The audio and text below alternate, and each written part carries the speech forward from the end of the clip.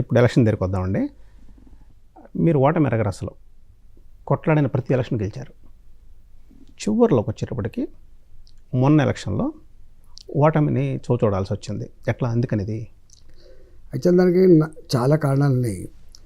ఒక కారణం ఏమో నేను కొట్లాడి గెలిచిన తర్వాత కక్ష కట్టి ప్రోటోకాల్ లేకుండా చేయడం, ఈటల రాజేందర్ దగ్గర పోతే సీఎం రిలీఫ్ ఫండ్ కూడా రాదన్నటువంటి ఒక చిల్లర చేయడం.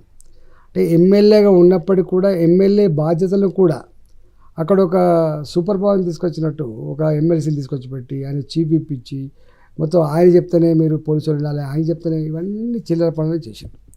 ఈయన ఇక్కడ ఉండడు.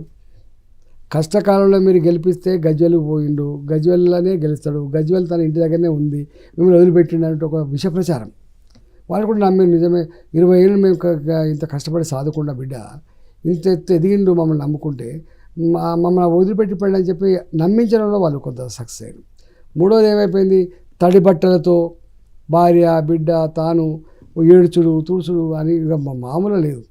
చివరికి బ్లాక్మెయిలింగ్, ఒక 10,000 మంది మహిళల్ని ఒకటి తీసుకొచ్చి మీరు కనుక నన్ను ఓటేసి గెలిపించకపోతే రేపు నేను 4వ తారీఖు నాడు నేను చచ్చిపోతా, మీరు మా శివయాత్రకు వచ్చి పాల్గొనమని చెప్పి అప్పీల్ చేసినప్పుడు, లేకపోతే ఓట్లేసి గెలిపేయండి అని చెప్పి బ్లాక్మెయిల్ చేసినప్పుడు దాని మీద ఎన్నికల కమిషన్ కూడా సుమోటోగా కేసు బుక్ చేసింది. సరే, ఏది ఏమైనప్పటికీ కూడా ఓడిపోయింది వాస్తవం.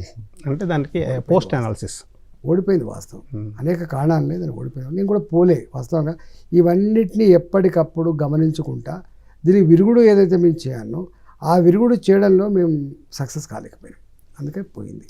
ఇక్కడ అంటే ముఖ్యమంత్రి మీద నేను పోటీకి నేనే ఛాలెంజ్ చేశాను, మీరే చేశారు. ఇక ఆడికి నాకు 4 రోజులు పనిచేస్తే 67,000 ఓట్లు వచ్చినాయి. ముఖ్యమంత్రి ఏం చేసిండు, అంతకుముందు ముంపు గ్రామాల ప్రజలకి కంపెనీషన్ ఇలా 5-5 లక్షల రూపాయలు, నేను పోగానే అందరు కంపెనీషన్ ఇచ్చేసాను. ఒక 20,000 ఓట్లు అవి. తర్వాత వాళ్ళకి లక్ష రూపాయలు ఎక్కువ ఇచ్చారు.